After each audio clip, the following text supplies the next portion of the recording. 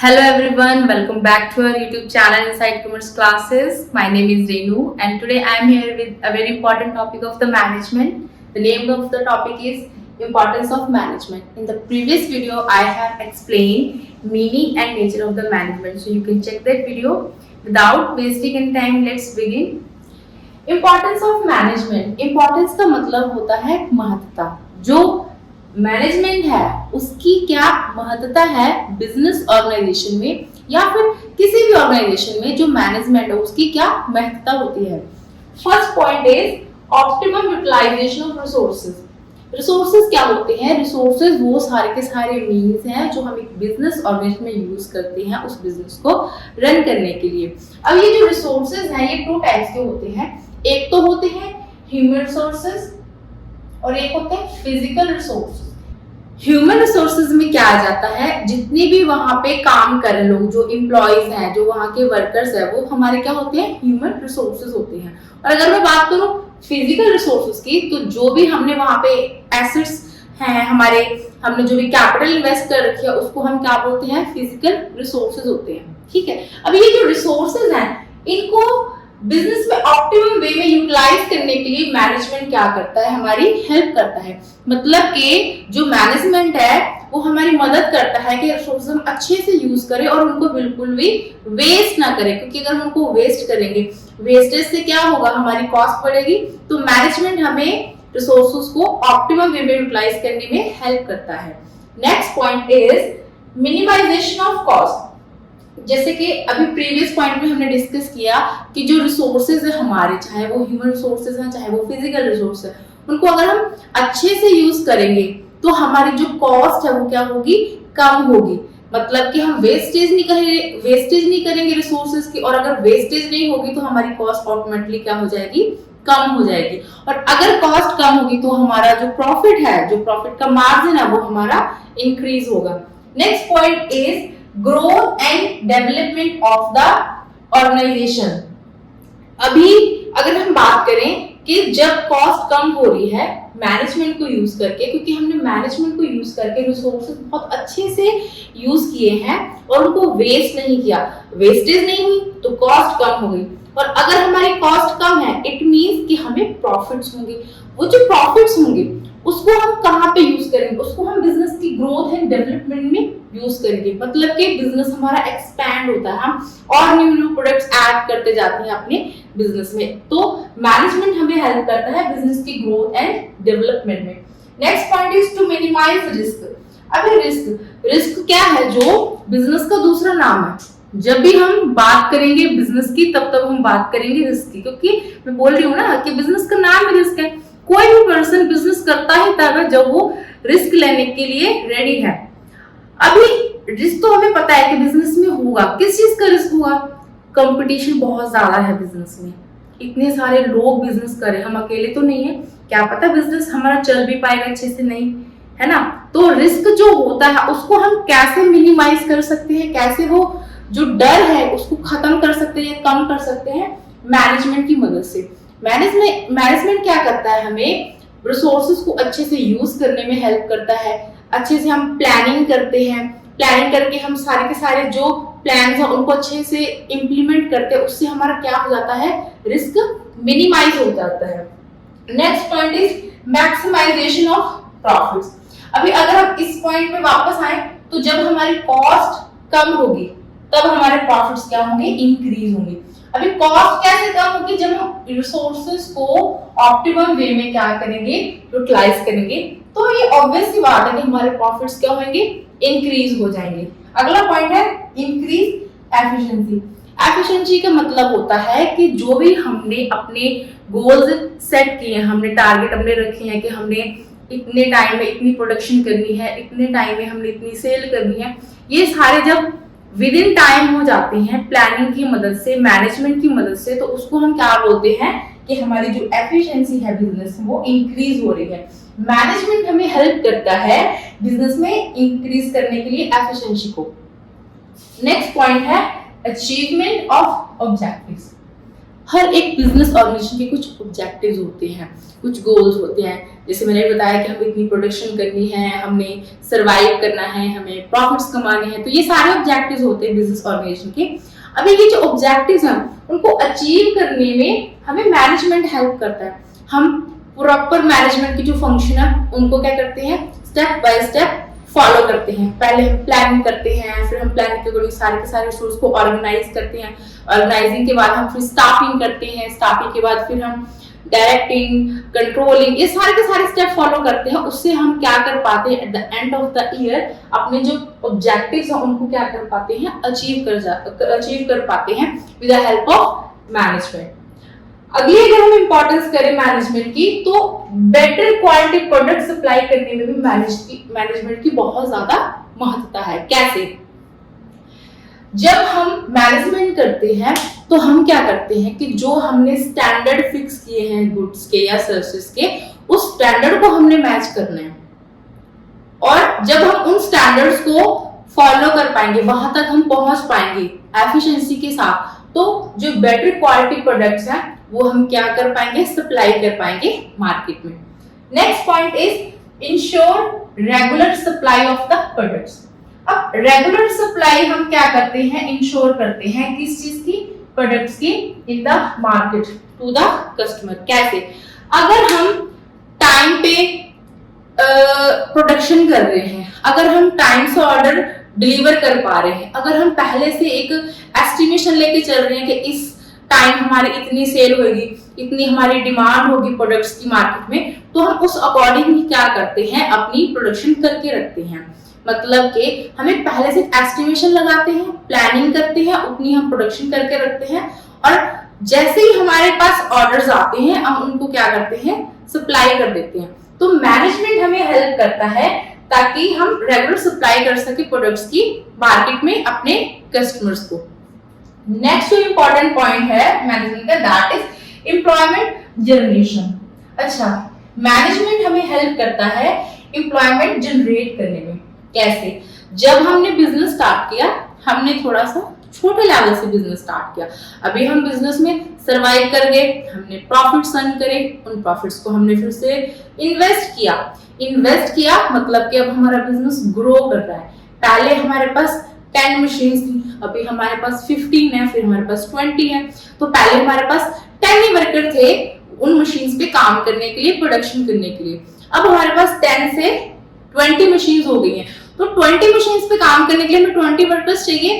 अब वर्कर्स जब हम लेके आएंगे, उनको वहां पे रखेंगे काम करने के लिए, तो क्या होगा, उनको एम्प्लॉयमेंट मिलेगी ना। तो मैनेजमेंट हेल्प करता है एम्प्लॉयमेंट जनरेशन में। Next point is customer satisfaction. जो कस्टमर है वो क्या होता है, सेटिस्फाई होता है हमारे सर्विस से, हमारे प्रोडक्शन से, अगर हम मैनेजमेंट करते हैं अच्छे से यूज अपने बिजनेस में। नाउ क्वेश्चन इज कस्टमर कैसे सेटिस्फाई होगा। ओके, हम क्या करते हैं, हम बेटर क्वालिटी प्रोडक्ट्स क्या करते हैं, सप्लाई करते हैं। और अगर प्रोडक्ट की क्वालिटी अच्छी है या सर्विस की क्वालिटी अच्छी है तो कस्टमर तो ऑब्वियस सी बात है सेटिस्फाई होगा। और अगर हम इस पॉइंट पे वापस आए तो मैंने बोला था कि मैनेजमेंट हमें हेल्प करता है कॉस्ट को कम करने में प्रोडक्ट की। फॉर एग्जांपल, अगर ये मेरे हाथ में मार्कर है, ठीक है, ये कंपनी, ये मेरे हाथ में मार्कर है और इसको हम बना रहे हैं, बना के 10 रुपए में बेच रहे हैं और इस पे हमें कॉस्ट पड़ रही है 8 रुपए। अगर हम कैसे ना कैसे करके इसकी कॉस्ट कम कर दें, अपने बिजनेस में एफिशिएंसी लाएं, ऑप्टिमम वे में रिसोर्सेज को यूटिलाइज करें और इसकी जो कॉस्ट है 8 रुपए से 7 रुपए पर लें, और 10 की बजाय इस मार्कर को अगर मैं 9.5 रुपए में बेचूं तो क्या होगा, कस्टमर सेटिस्फाई होएगा ना, क्योंकि मैं उसको कम प्राइस में अच्छा प्रोडक्ट बेच रही हूँ। तो इस तरीके से कस्टमर क्या है, सेटिस्फाई होता है। और भी इसको हम देख सकते हैं 1-2 एग्जांपल से। अगर हम उनको टाइम पे ऑर्डर पहुंचा रहे हैं तो भी कस्टमर सेटिस्फेक्शन मिलती है हमें मैनेजमेंट की मदद से। लास्ट बट नॉट लीस्ट, अगर मैं बात करूं इफेक्टिव लीडरशिप एंड मोटिवेशन, जो मैनेजमेंट है वो हमें हेल्प करता है अपने एम्प्लॉयज को मोटिवेट करने में। मैनेजर क्या करता है अपनी लीडरशिप क्वालिटी से अपने फॉलोअर्स को ना जो वहां पे काम कर रहे हैं लोग, ठीक है, उनको लीड करता है। क्योंकि ऑब्वियस सी बात है जो वहां पे वर्कर्स काम कर रहे हैं वो अपने लीडर को देख के ही उसको फॉलो करेंगे। अगर बॉस टाइम पे आ रहा है, ही इज अ पंक्चुअल, तो उसको देख के जो वर्कर्स है वो भी टाइम पे। अगर बॉस खुद लेट आ रहा है तो उसको देख देख के जो उसके वर्कर्स हैं, एम्प्लॉयज हैं, वो भी तो लेट आएंगे काम पे। अगर मैं बात करूं मोटिवेशन की, तो मैनेजमेंट क्या करता है, हेल्प करता है एम्प्लॉयज को मोटिवेट करने में। मैनेजर बहुत सारे टेक्निक्स यूज करता है मोटिवेट करने के लिए। अब जो मोटिवेशन है वो पॉजिटिव भी होती है और नेगेटिव भी होती है। मैं अगर बात करूं पॉजिटिव मोटिवेशन की, तो जो एम्प्लॉयज हैं उनको हम बोनस दे सकते हैं, उनकी सैलरी इंक्रीज कर सकते हैं, जिससे क्या वो करते हैं काम और ज्यादा अच्छे तरीके से करते हैं। अगर मैं बात करूं नेगेटिव मोटिवेशन की, तो जैसे अगर वो काम अच्छे से नहीं कर रहे हैं, लेट आ रहे हैं, तो उनकी सैलरी काट लेना या फिर उनको बोनस ना देना। तो इस तरीके से हम क्या कर सकते हैं, अपने एम्प्लॉयज को मोटिवेट कर सकते हैं अच्छे से काम करने के लिए। इसके बाद जो हमारा अगला टॉपिक है, that is objective of the management. Now we will discuss objectives of the management. Objective का क्या मतलब होता है? It means purpose. हम कोई भी काम करते हैं उसके पीछे हमारा कोई ना कोई पर्पस होता है। For example, you are watching this video, why, what is the purpose behind this, है ना। आपका ऑब्जेक्टिव क्या है ये वीडियो देखने का? आप क्या करना चाहते हो? लर्न करना चाहते हो। Learning is your purpose.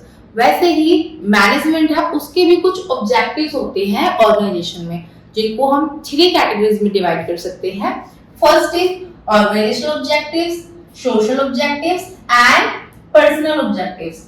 Let's discuss organisational objectives. ये जो ऑर्गेनाइजेशनल ऑब्जेक्टिव्स हैं ये ऑर्गेनाइजेशन से रेलेवेंट होते हैं।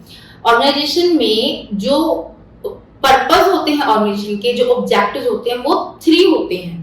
सबसे पहले तो जब एक बिजनेसमैन बिजनेस स्टार्ट करता है तो उसका जो प्राइम ऑब्जेक्टिव होता है वो ये होता है कि उसका बिजनेस सरवाइव करे मार्केट में। क्यों? क्योंकि इतना ज्यादा कंपटीशन है, बहुत सारे लोग हैं उसके कॉम्पिटिटर हैं जो बिजनेस ऑलरेडी कर रहे हैं काफी टाइम से, और कुछ न्यू भी आएंगे।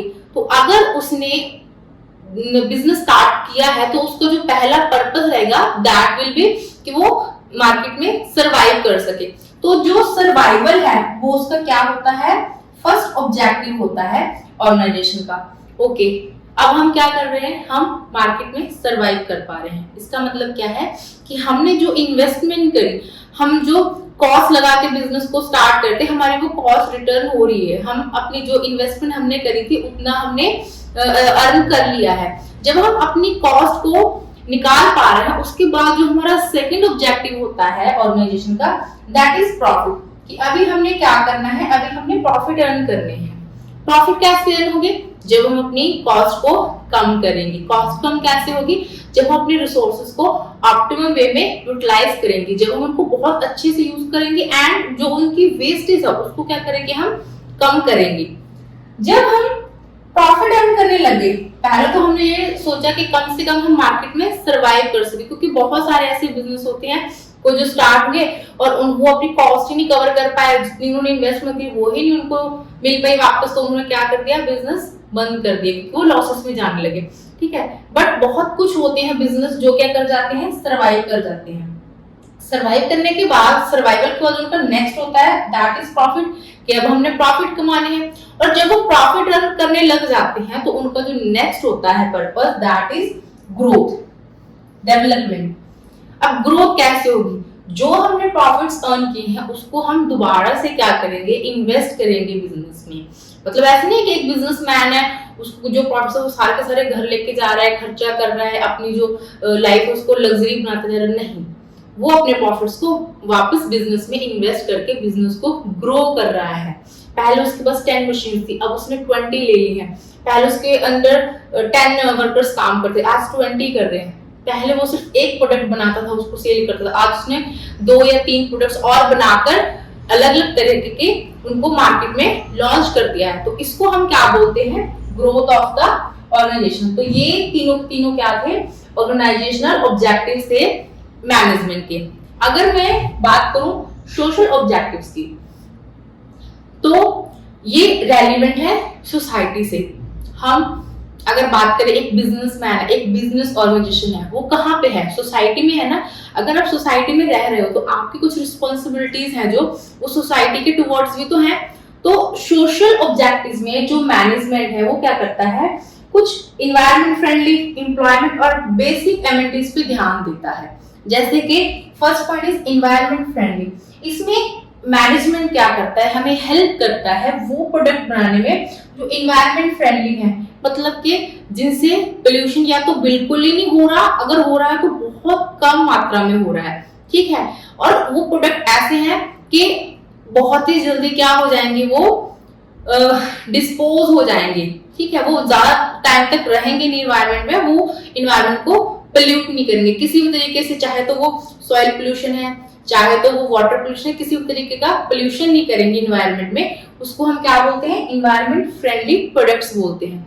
आगे मैं बात करूं एम्प्लॉयमेंट, सोशल ऑब्जेक्टिव्स में जो सेकंड पॉइंट है एम्प्लॉयमेंट, इसमें क्या है कि जो मैनेजमेंट है वो हेल्प करता है एम्प्लॉयमेंट जनरेट करने में, ताकि सोसाइटी में एम्प्लॉयमेंट हो सके, लोगों को काम मिल सके।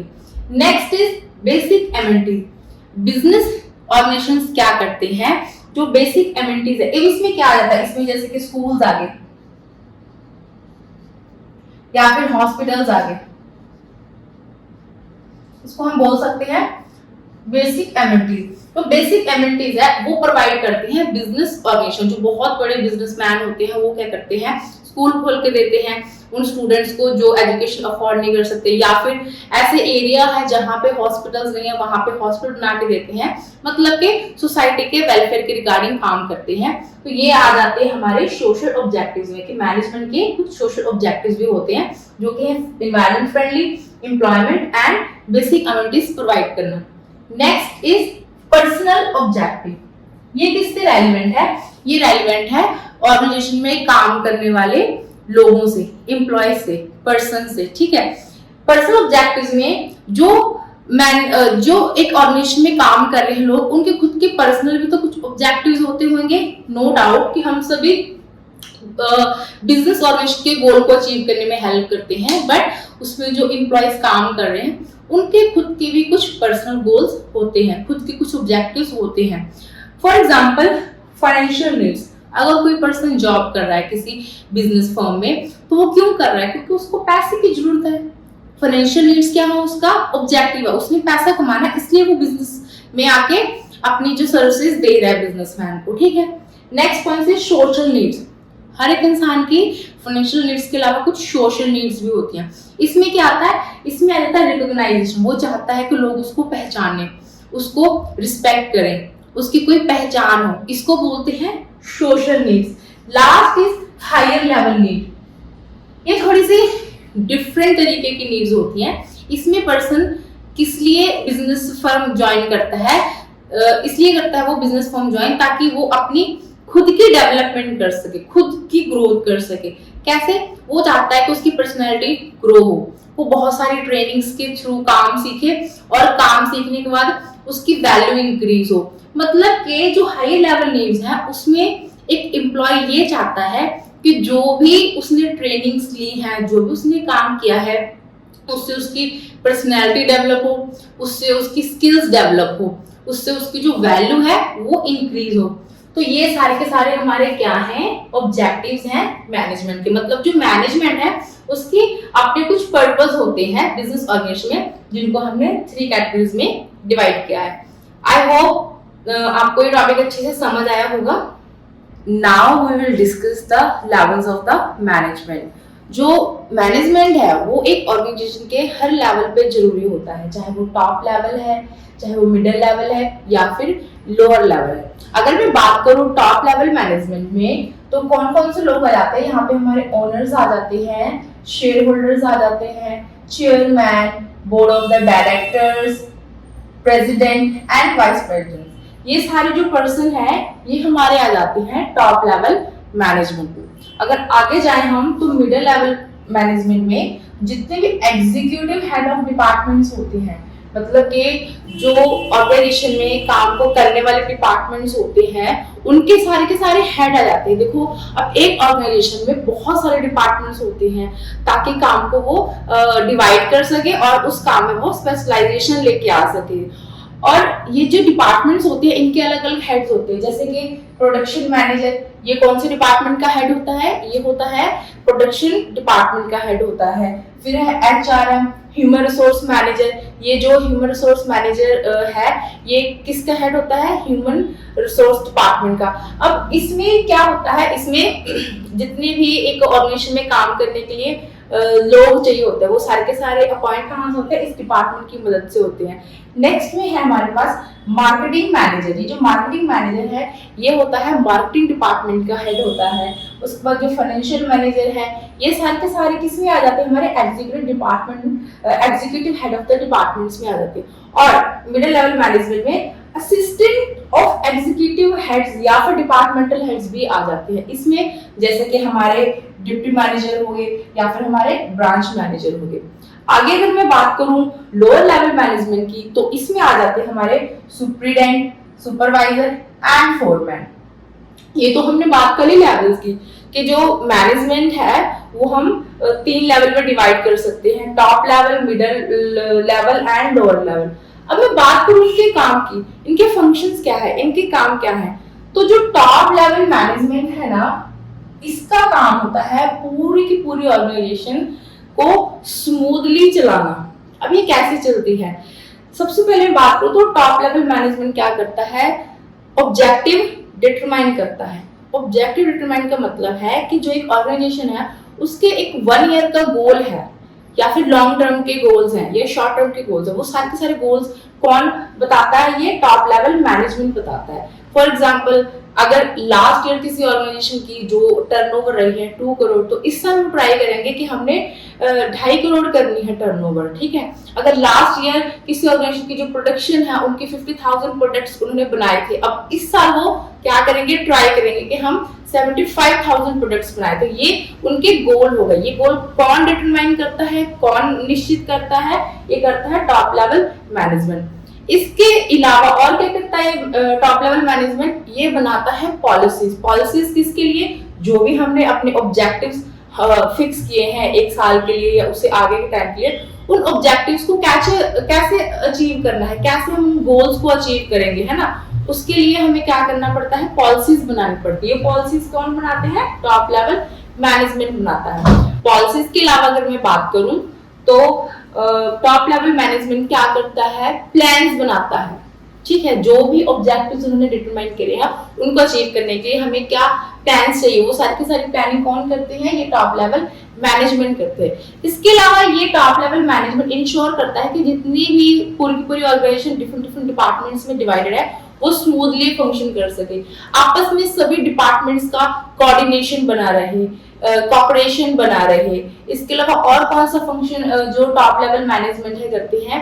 ये क्या करते हैं? ओवरऑल जो ऑर्गेनाइजेशन है क्या वो अपने गोल्स अचीव कर पा रही है, इस चीज को क्या करते हैं? टॉप लेवल मैनेजमेंट इंश्योर करते हैं। आई होप आपको समझ आया होगा।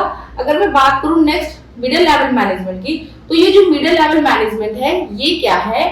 ये top level management and lower level management के बीच में एक लिंक होता है।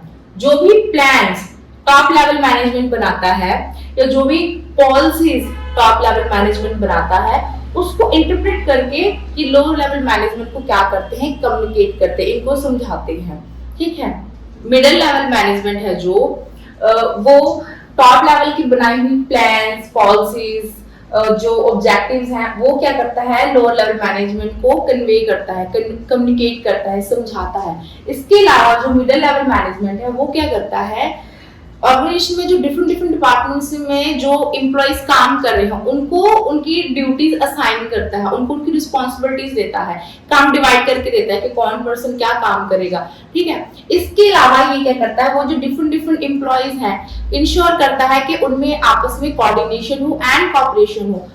कंफ्यूज नहीं होना, जो टॉप लेवल मैनेजमेंट है वो डिफरेंट डिपार्टमेंट्स में कोऑर्डिनेशन एंड कोऑपरेशन को इंश्योर करता है, बट जो मिडिल लेवल मैनेजमेंट है ये डिफरेंट जो लोग काम कर रहे हैं एम्प्लॉयज डिफरेंट डिफरेंट डिपार्टमेंट्स में उनके बीच में कोऑर्डिनेशन कोऑपरेशन को क्या करता है, इंश्योर करता है।